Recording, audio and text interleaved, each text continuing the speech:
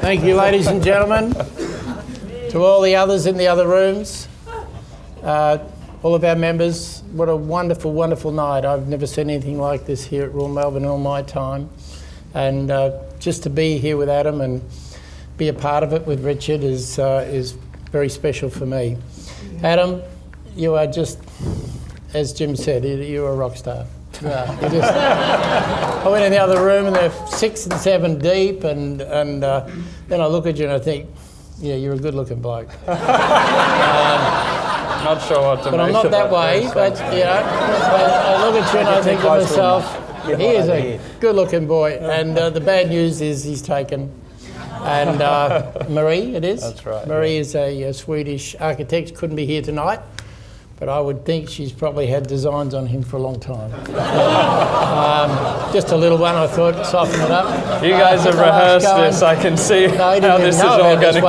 I'm just waiting to have a go. It is just fantastic that you were able to give your time. And the thing that I've seen in the last week, and I've seen a lot of golf pros and a lot of great players, to see you give your time to the kids and to the game is as much to me as you winning that tournament. So I say fantastic, well done. Yeah. And on behalf of everybody, and on behalf of Richard. Richard will open the batting. Richard's got the first question. I was lucky to get a he lost the toss. Adam, I and I guess the rest of the nation have spent many early Monday mornings in April getting up waiting for an Australian to finally win the Masters. I guess this year your dream and our dreams come true. I'd love to know a bit of an insight of how you feel being that first Australian, but also the responsibilities and I guess duties that come with wearing the green jacket. The whole thing and watching it again is completely overwhelming, and I'm emotional about it, and I get goosebumps every time. It's an incredible reaction from everyone here. The people who were sitting in that room back in April blows me away, and it's amazing that it fell on me to be the first Aussie. Nothing I ever achieve in my career now will compare to that, even if I win other major golf tournaments. I think it's going to be the biggest thing that ever happens to me. So really can't believe it was my destiny to be the first Aussie to win. So many great players have gone through Augusta, and we have so many playing every year that I just am lucky that it was me, really. Of course, going back not long ago, we all thought Greg was going to win there many times, and for whatever reason he didn't, and it was just one of those things, but it was bound to happen because we've got too many good players for it not to. So that's how I feel. It's a little overwhelming, to be honest, to think about that side of things. All the other things that go with it is what's going to be fun for the rest of my career, I think, to be a Masters champion, and I think I've got so much to look forward to now going back there for the rest of my life as a champion, and I get to go up in this locker room with the previous champions and go and attend the champions dinner and get to spend time with Arnold Palmer and Jack Nicklaus and dream come true, huh? Charles Coody and guys that I never really saw play, but obviously I love golf like everyone probably here in the room does, so I look forward to speaking with them, and then doing that for the rest of my life, I think, is going to be one of the great things that comes from this. And Adam, can you just take us through that last putt and Steve Williams and his involvement? We all saw it. We were just hanging on that putt, absolutely on the edge of it. The thing about it was, and I was just saying it was so dark down there on the 10th green. It's quite a low set green, and the pine trees are tall there. And it was late. I'm not quite sure exactly what time it might have been, but it was pretty late, and it was an overcast, rainy day. And it was really dark, and I generally don't have Steve Reed putts that break a lot because they're so speed dependent, and it's hard for Steve to know how hard I'm going to hit it. But it was a moment where having probably the most experienced caddy in the world pays off, and that's another piece of the puzzle that worked out for me. But I'd figured he'd been there 30 years and I had only been there about 10, and I'd never been in that kind of situation with a putt to win the Masters, and I felt like it was a cup outside the hole, and he said, I can guarantee you it's 2 cups. And when he says something, that's how he says it. He doesn't mess around. He doesn't say, I think it's 2. He guarantees it. I can assure you, Adam, it's 2 cups. But that's the guy you need in that situation. He's an incredible caddy, and I listen to him. I don't always listen to him. We can talk about yesterday a little later on. But I did right there, and it was a great read, and that was the proof to me that Steve and I are starting to really understand each other. We'd only been working together just over maybe a year and a half to that point, and what a time for him to come up with a good read. It was just amazing. I guess tonight we don't want to just always talk about the Masters. We want to get a bit more insight into you and maybe some people that have influenced you in your career. And you know, we'd like to maybe start with Greg Norman. I guess growing up, maybe an idol, great idol to. You mentioned him in your victory speech. How important at the time when he picked you in his captain's pick for the President's Cup, at that time your golf wasn't to that level that you were. Was that a turning point or something in your game that you really thought it was special? Yeah, certainly. I have a really great relationship with Greg, and it's a strange one because I idolised him from 7 years old, and now he's definitely a mate to me, even though we don't see each other very much. I mean, he's completely on his schedule, I'm on the tour. But he's been so generous with his time, so it's an incredible relationship really to go from idol to mate, and I still idolise the guy. I mean, I think he was such a good role model for everyone in my generation of golfers, and the way he carried himself. He was professional in victory and defeat. I think he was classy on the golf course, so I learned a lot from him, obviously. But him picking me in 2009 was a big turning point for me, and it was his way of telling me to get my act together a little bit. Not that I was slacking off or anything, but it was on the back end of my worst year as a pro, and I was struggling to find form, and by that point struggling to find the right way to get out of a bit of a funk. And he picked me and he asked me if I can win points for him, and I said yes. And I knew by saying that I'd be off working for 6 weeks leading up to it to make sure that I did, because I didn't want to let him down, and I felt it was my opportunity to get back on the world stage, top class golf, because you can hide down the back of a field week in and week out, you know, playing poorly and teeing off early on Sunday or not even making it to the weekend is no problem. But at the President's Cup, you stand on the first tee and your match matters no matter what, and you're right there. So I wanted to not go and embarrass myself, essentially, but I also used it as a springboard to get playing well again. So it was a huge move, and he knew that for me as well, and he had put all his faith in me, because if I didn't perform at all, he was going to take some flack for that. And Adam, we couldn't let this night go without talking about Tiger Woods and Steve Williams, your relationship. You inherited him. Tiger was having a holiday, and he was the right man at the right time, and he came your way. Tiger, obviously there's an influence there. I mean, all the young players at some stage would aspire to Tiger in some form. Yeah, absolutely. Tiger was turning pro as I was 17 years old, I think, 16 or 17. And he was a massive influence right off the back of Greg being the biggest influence, and then Tiger came along and really pushed golf forward into the mainstream quickly, and everyone wanted to be Tiger Woods right after he came out. But he was a huge influence, but he also made playing the game and expectations and what was realistic somewhat tough, I think, on young guys who came after him, because a few years later there was myself and Aaron Baddeley and Sergio and Justin Rose and Charles Howell, and the expectation was we were going to come out and play like Tiger, because this new wave of these incredible golfers, and it just wasn't going to happen like that. I'm not saying it wasn't possible, but I think we took for granted how hard Tiger was working on his game back then. He was obviously working a lot harder. But the Steve thing came about just like it does in this game. Everyone has their time with a coach and a caddy, and they had their highs and their lows, obviously, and I felt it was a good time to kind of go in and poach Steve a little bit from Tiger, and figured he'd be a great asset.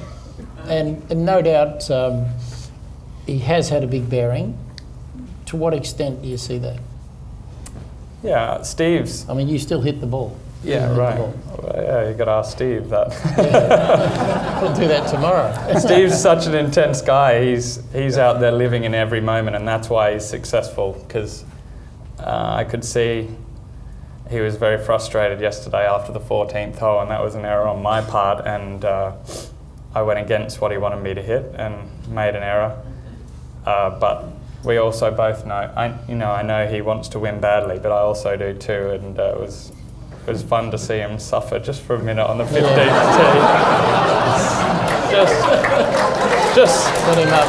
Just keep him honest. I've just got to keep the guy honest a little bit, But he's a huge influence. He's fantastic. I can't tell you how many good things he is as a caddy. He's so professional, and he's always there with the right thing at the right time, doing what he needs to do. And I think that's probably taken for granted as in many caddies out there, but Steve is the best of the best, and he's been just another complementing factor to the things that I do, along with my coach, who I think is a huge influence on my game turning around from 2009.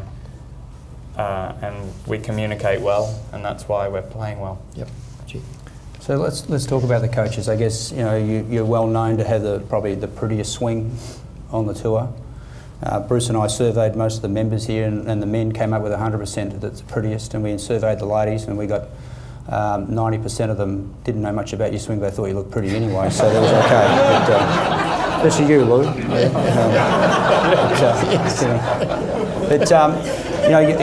When I spoke to Phil, Phil got you going into golf, got you started, then you went to Butch, and Butch, I guess, has had an influence and well known for coaching you, but, when I did a bit of research about you, Brad Malone, who is your brother-in-law, you're now your coach. I'd love to know a bit more about your relationship with him and how that turned around, because that is he's not known at all in your team. Even when I went on and had a look at his website, it's just a name that says golf coach and a phone number.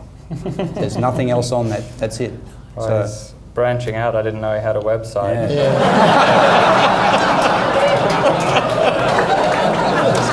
He's cashing in. Yeah, he's cashing in. Well, no,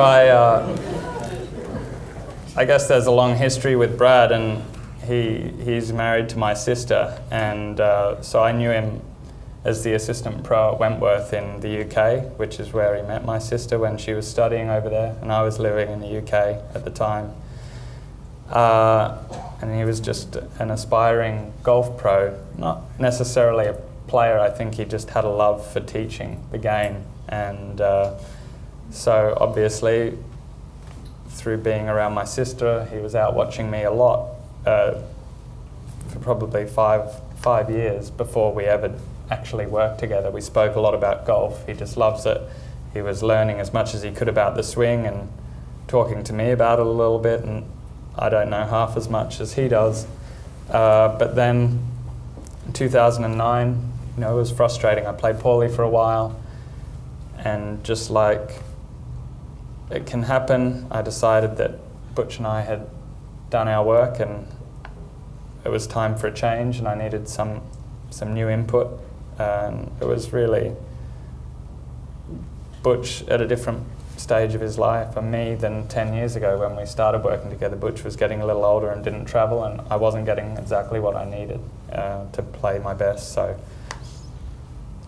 with a little bit of talking with Brad, and we said, let's do some work for the back end of 2009, kind of a 3-month experiment. I started playing great straight away.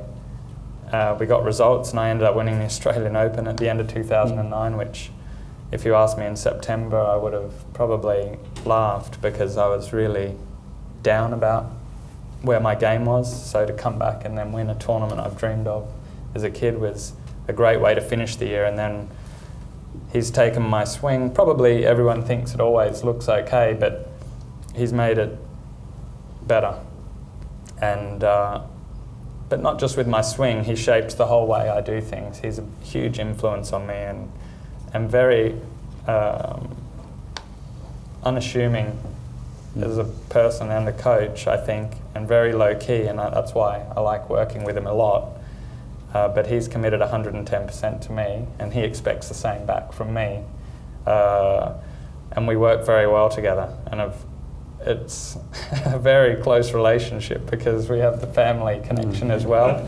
And I'm sure he's probably sick of the Scots at times, creeping in. He's incredible. He has done so much for my game. As much, Steve gets a lot of credit because he's out there with me all the time. It's hard for me to say enough good things about Brad. I think he'd be one of the best coaches in the world if I let anyone else have a lesson with him. I keep him to myself. And speaking of influences, your mum and dad are here tonight, and Phil, who I know and have known for some years, your dad, has had a lot of influence in your career. He's been there, he's always seemed to have been there. Situations like that can work and they can fail badly. You know, we've seen in tennis and sometimes in golf where, you know, dad tries to play out, you know, the dream. But Phil, having had a career in professional golf and obviously guides you along, and he's just there. He's there in the background. What is the influence? What bearing is there? Or are we going to cut deep here? Well, yeah. I mean, how deep do you go? He's in the room too. They're my parents, obviously. They've shaped me the whole way, and I think obviously a golfing family. I was out there early, so there was never any pressure though. He's obviously a very smart man because he never pushed me. He never made me not like golf. I'm sure he enjoyed seeing me play the game because he loves golf, and so does my mum. But they did all the right things, I think, obviously, and very, very wise. I don't know how they saw it, and I don't think we've talked about it that much. But they just made growing up a lot of fun for me, and obviously gave up so much for myself and golf, and that's tough when I have a sister as well. Absolutely. And I think they tried to give up everything they could for her, so it was all very fair. And my sister doesn't play much golf, although she should. She can hit the ball, but you know, they've got a lot of talent. It's really hard. I don't know how deep I can go and how many good things I can say about them, but they are. Did he instruct you early on? Did he give you much? He was, yeah, absolutely. He coached me until I saw Butch at 19, and I think again, credit to him, he saw that maybe someone else was the guy to take me to that next level. That's got to be hard. I don't know. I'm not a parent. Well done. Fantastic. I'm not a parent, so I don't know how hard it must be to do those kind of things. He's nurtured me for 19 years and seen me play well, and then to just flick me over to some loud American over there in Las Vegas. He did tell me he gave you the swing, not Butch, too. Right, yeah. I went, and to be fair, Butch says I went there with a golf swing. So I think Dad did a great job with my golf swing, not only raising me, but also teaching me the fundamentals. Well? Is he on the website? Website. So this week, World Cup, playing with Jason Day. Give us a bit of an insight into that format. It's quite interesting when we had a quick chat that, you're a team, but you won't play together at all unless you actually have the same score. Yeah, so I think I've played in the World Cup a couple times in the past, probably 10 years ago, when it was a real team format. And I think the World Cup's looking for a new identity at the moment. I think they're trialling a new qualification system. We're playing an individual event with a cumulative score for the team event. So we'll see how it goes. I think we should get back to more of the team thing. I think it could be a big deal in golf if they stick with one thing. But I believe this is a bit of an experiment to see how the Olympic qualification system works and what field that draws and who gets in and where they go with golf in the Olympics in a few years. Fantastic. The President's Cup. We've only had one win. Obviously, that's a disappointment to you. You're in there every year and you're giving it 100% and you're holding your spot nicely. Where is it headed from here? I guess, more and more Asian influence. Well, it's heading to Asia next. We're going to Korea for the next one. So, like most things in golf, maybe we need to get Peter back to captain because he was the winner. And he's... But we see Peter at the Cup every year, and to sit here tonight, I mean, I must pay some tribute to Peter because he's been a great supporter of mine. And I've got a fun story. I caddied for Peter Thompson when I was 10 years old at Twin Waters Golf Club at the opening. He played an exhibition with Kel Nagel and another junior caddy for Kel. And I remember reading a putt on the 5th green there, and he asked me, being very nice, I was just a little kid, come in and read the putt for him, and I said, I think it breaks right to left at the hole. He said, well, what does it do before it gets there? Beautiful. I've never forgotten, and so that's how I learned how to read putts very early. But Peter's been great, and he's spent time with me. The first time I ever played the Open Championship at St Andrews, it was just my 5th event as a professional, and I went through all the qualifiers and made it. And he walked me around St Andrews for a day, and he's been an incredible supporter of mine too. And I think amazing how that works in golf. My word. That we all kind of help each other along, and he's fantastic. been fantastic too to me. So thanks, Peter. Well done, Peter.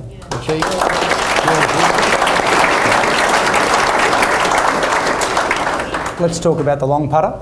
Yeah. What are you going to do? What do you think you'll do? Short, long, take it off the chest? Yeah, I'm going to have to change a little bit, obviously. I haven't given it too much thought because I figure I've got a couple years to make plenty of putts and then worry about it. There's no point worrying about it now.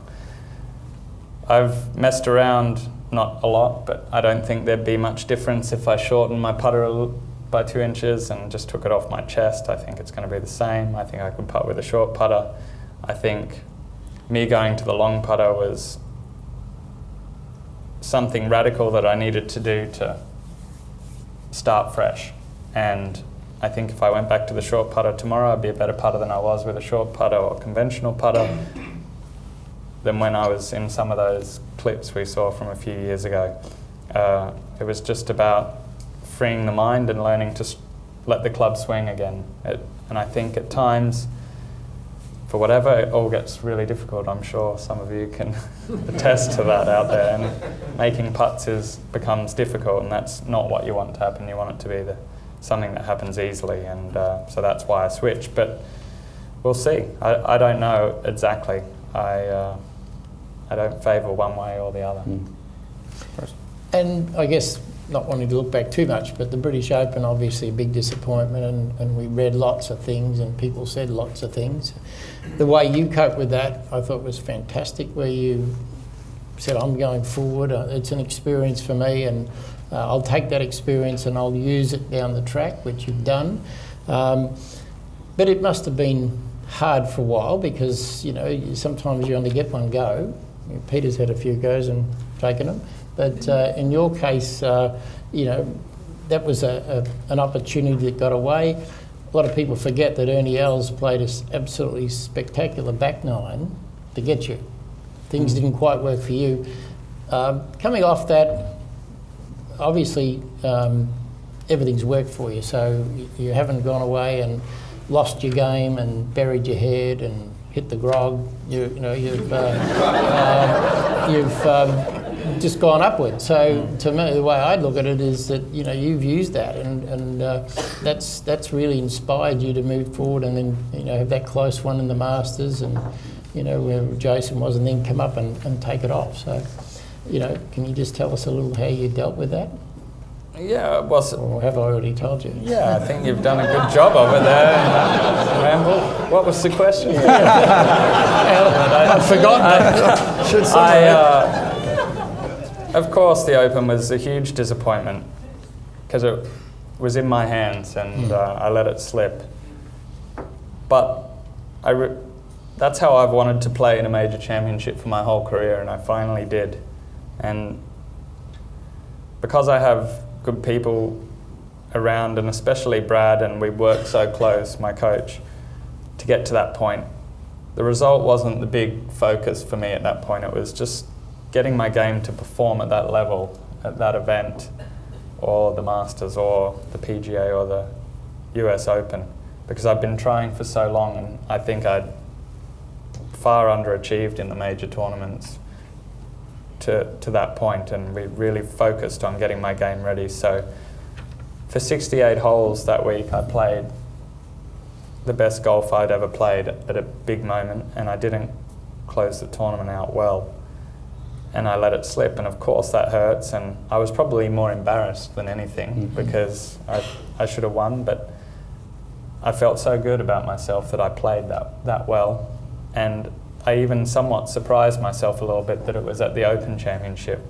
where I'd struggled for a while to really develop a great feeling for playing the links golf, and I think I'd played so much in America that I got in a bit of a pattern of playing through the air and soft greens, and changing my preparation. Everything I did was just a positive to get to that point, and I thought, well, if I can do that here, I think I can definitely do it when I get back to the States and beyond, and when I get back to the Open again. So I just thought, I'd press on. I'm doing all the right things. I've got to keep doing it because I showed up with great game that week and was able to play that well.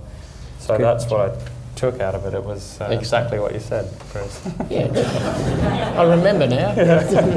You've just recently made an ad for Golf Australia about getting people into the game to grow the game.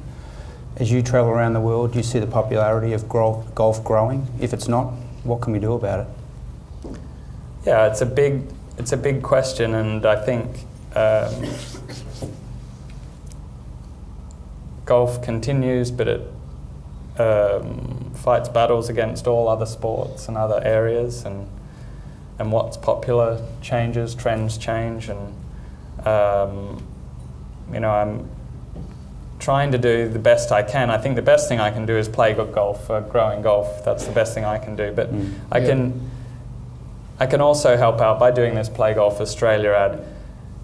But then they need to use it in the right way. We need to figure out a long-term plan to keep getting kids to go and play golf, keep it affordable, make the game easy for everyone, because it is difficult, and target the right demographic to keep the game of golf growing. And I think the great thing is I get to work with my dad a little bit, with the governing bodies, and we get to have these discussions about how that's going to happen, and I think there are some great ideas floating around, and we'll see if they develop into anything. But we can all kind of lead by example, and I think even here, and I was speaking with the captain tonight a little bit about whether they're looking up to me as a golfer and what I do, but they look up to you as the leading club in Australia as well, and what you do, and you can lead by example as well, and whatever initiative that you guys might take for the good of the game, the rest, everyone else is going to follow and look up to that as well. And I think we all have a little responsibility like that, because it's a great game and it's already given me so much, and little things like that we can all give back and ensure that it continues on. And hopefully some of my success on the course this year can inspire a lot of young kids that we'll see in 15 years maybe. Fantastic. Be the next guy. Great answer. Winning the Masters. Yeah. And Adam, you've said in the past your love of Royal Melbourne.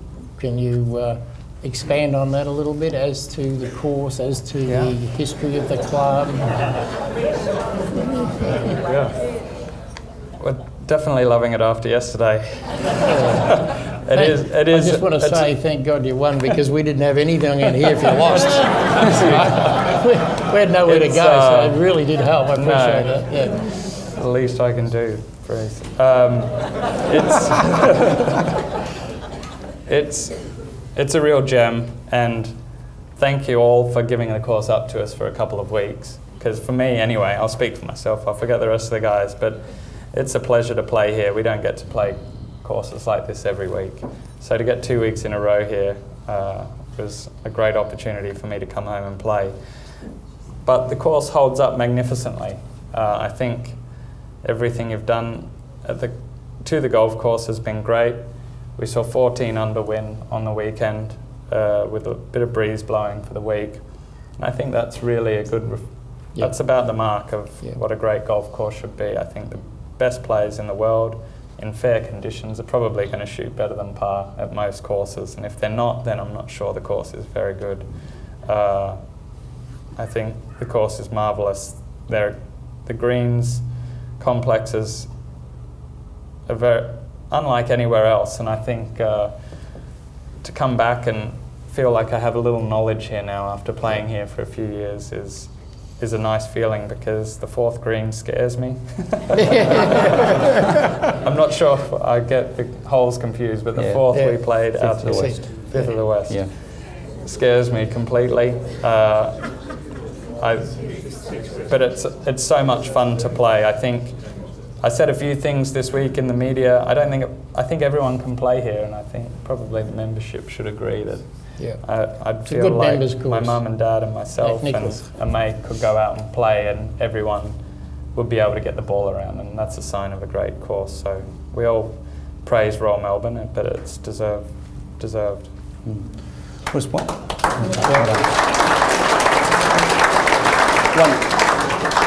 We'll give one more question each. We know you're at time. Sure, But I think, we spend a lot of time here trying to encourage members to practice, and it'd be really good to know what's a week of your life in practice and what you do, so they can get an idea. I know you've got a bit of a training camp in the Bahamas. We spoke about a little bit.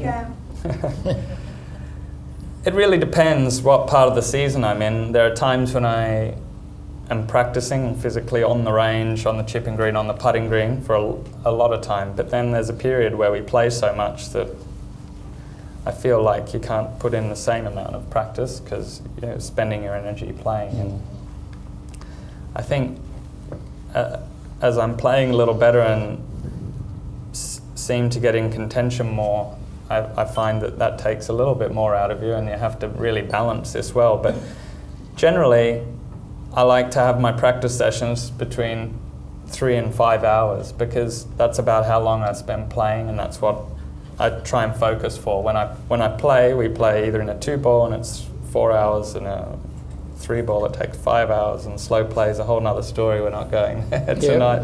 But if I practice for a similar kind of time, it somewhat simulates how long I'm meant to be concentrating for in a round of golf. So that's what I feel I can concentrate and have effective practice, and that might involve hitting a couple hundred balls, or it might be a few hours around the chipping green, an hour putting, and somehow putt every day. Excellent. Great.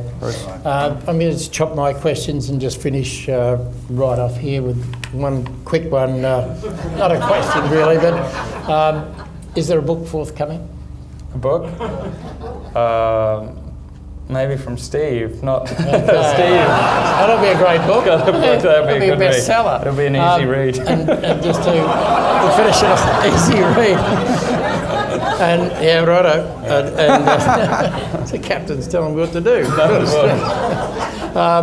And just for everybody here everyone here loves the game, is there any little secret for them? There's a hot question. Goodness. I think we're all looking for the secrets. Yeah, give them one little one. Just a little one. Goodness. Keep your head down. Have you? Yeah. Turn. Make sure you look up to see the big ones. That's it. Terrific. Bruce, Alan, thank you very much. Thanks, guys. Thank you very